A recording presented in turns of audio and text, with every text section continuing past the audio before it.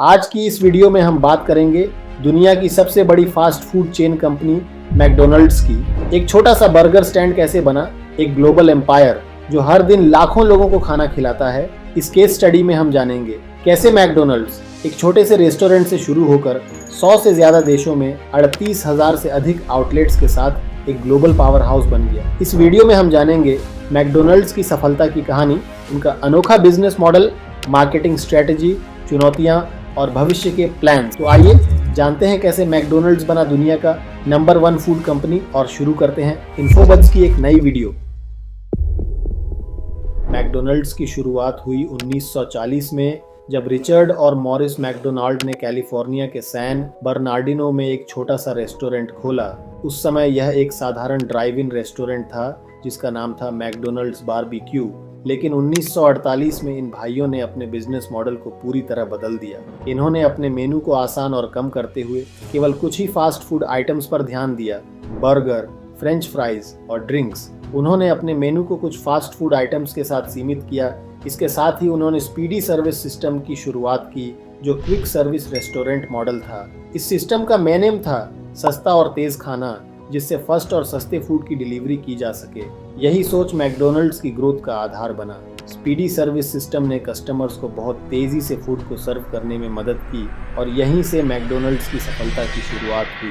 लेकिन असली कहानी तब शुरू होती है जब रे क्रोक इस बिजनेस में आए।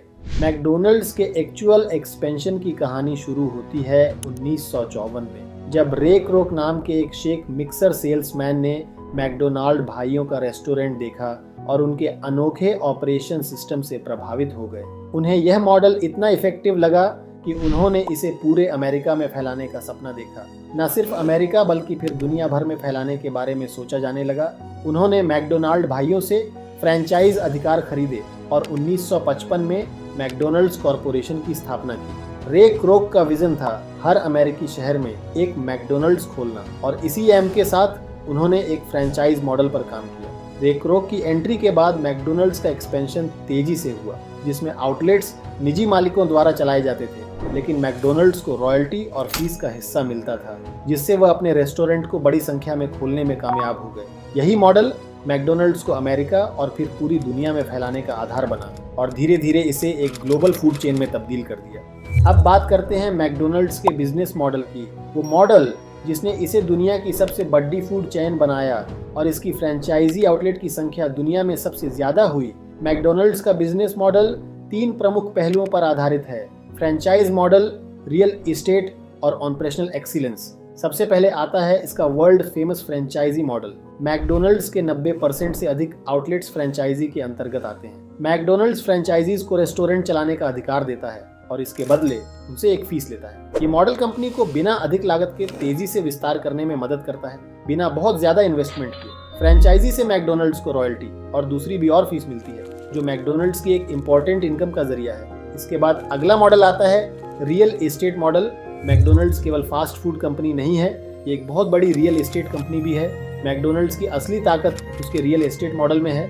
मैकडोनल्ड्स न केवल फ्रेंचाइजी को रेस्टोरेंट चलाने का अधिकार देता है बल्कि वह ज्यादा से ज्यादा जगहों पर खुद मालिक होती है। मैक्सिमम फ्रेंचाइजी अपनी लोकेशन की प्रॉपर्टी किराए पर मैकडोनल्ड्स से लेती है। इसका मतलब है कि मैकडोनल्ड्स की कमाई केवल फूड सेल्स पर आधारित नहीं है बल्कि उसके पास प्रॉपर्टी से भी कमाई होती है। इसका मतलब है कि मैकडोनल्ड्स को किराया और बिक्री दोनों से इनकम होती है। अगला मॉडल आता है ऑपरेशनल एक्सीलेंस मॉडल। मैकडोनल्ड्स ने अपनी ऑपरेशनल एक्सीलेंस को बहुत प्रभावी बना लिया है। मैकडोनल्ड्स ने अपनी ऑपरेशनल प्रक्रिया को इस कदर स्टैंडर्डाइज किया है, अपनी सप्लाई चेन को इतना मजबूत किया है जिससे हर आउटलेट पर आपको एक ही क्वालिटी और टेस्ट मिलता है। इसकी प्रोसेस स्टैंडर्डाइजेशन और तकनीक का इस्तेमाल इसे बाकी कॉम्पिटिटर्स से अलग बनाता है। उनकी सप्लाई चेन बहुत मजबूत है जो कंपनी को कंपटीशन में आगे रखती है। मैकडोनल्ड्स की अगली स्ट्रेटजी ये है कि मैकडोनल्ड्स सिर्फ एक ही मेनू के साथ काम नहीं करता। उन्होंने ग्लोबल मार्केट्स में अपने मेनू को लोकलाइज किया है। इसका मेनू हर देश में वहाँ के टेस्ट और कल्चर के हिसाब से बदलता है। इसे ग्लोबलाइजेशन कहा जाता है। हाँ, ग्लोबल कंपनी लेकिन लोकल अपील। जैसे भारत में मैकडोनल्ड्स ने अपने मेनू में मैकालू टिक्की, पनीर रैप्स और वेजिटेरियन ऑप्शंस को शामिल किया, जबकि जापान में टेरियाकी बर्गर और फिलीपींस में मैक्स स्पैगेटी। ये लोकलाइज्ड आइटम्स मैकडोनल्ड्स को स्थानीय ग्राहकों से जोड़ते हैं और उसकी सफलता का एक बड़ा कारण है। हर देश के लिए मैकडोनल्ड्स अपने मेनू को वहाँ के टेस्ट के हिसाब से बदलता है। ये ग्लोबलाइजेशन रणनीति मैकडॉनल्ड्स को हर देश में लोकल टेस्ट और कल्चर के अकॉर्डिंग अडेप्ट करने में मदद करती है। मैकडॉनल्ड्स की मार्केटिंग स्ट्रेटेजी और ब्रांडिंग भी उसकी सफलता का बड़ा कारण है। कंपनी ने अपने ब्रांड को हर उम्र और इलाके के लोगों तक पहुंचाया है। वे लगातार कस्टमर्स से जुड़े रहते हैं और अपनी ब्रांडिंग को मजबूत बनाए रखते हैं। हैप्पी मील किड्स मार्केटिंग का एक बड़ा हिस्सा है। हैप्पी मील का कॉन्सेप्ट बच्चों के लिए बहुत पॉपुलर है, जिसमें खाना और खिलौने दिए जाते हैं। इसके अलावा मैकडॉनल्ड्स ने विभिन्न देशों में लोकलाइज्ड एडवर्टाइजिंग और सोशल मीडिया कैंपेन का सहारा लिया।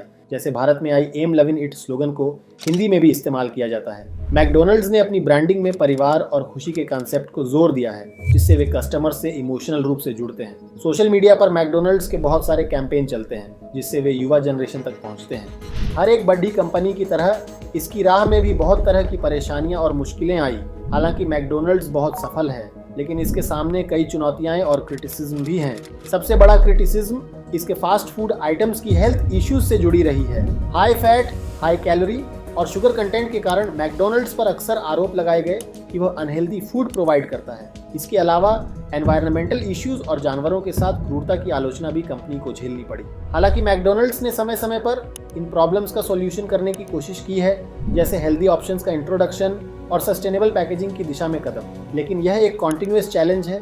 भविष्य में मैकडॉनल्ड्स और भी अधिक टेक्नोलॉजी ड्रिवन होगा। मैकडॉनल्ड्स का भविष्य देखकर टेक्नोलॉजी और ऑटोमेशन में दिखता है। कई देशों में मैकडॉनल्ड्स ने सेल्फ ऑर्डर कियोस्क और डिजिटल पेमेंट सिस्टम्स को इंट्रोड्यूस किया है, जिससे ग्राहकों को और बेहतर एक्सपीरियंस मिल रहा है। और आने वाले कुछ सालों में और कई देशों में ऑटोमेटेड ऑर्डर कियोस्क और सेल्फ ऑर्डर सिस्टम्स लगाए जाने पर काम किए जा रहे हैं। कंपनी नए प्रोडक्ट्स और टेक्नोलॉजी को इंट्रोड्यूस कर रही है, जिससे ग्राहकों का एक्सपीरियंस और भी बेहतर हो सके। कंपनी डिजिटल पेमेंट्स और मोबाइल ऑर्डरिंग को भी बढ़ावा दे रही है। इसके अलावा मैकडॉनल्ड्स ने सस्टेनेबिलिटी पर भी ध्यान केंद्रित किया है। वह सस्टेनेबल पैकेजिंग और ग्रीन एनर्जी को अपनाने की दिशा में कदम उठा रहा है, ताकि आने वाले समय में इन्वायरमेंट पर इसका इफेक्ट कम हो सके और आने वाले वक्त में नए चैलेंज का सामना कर सके।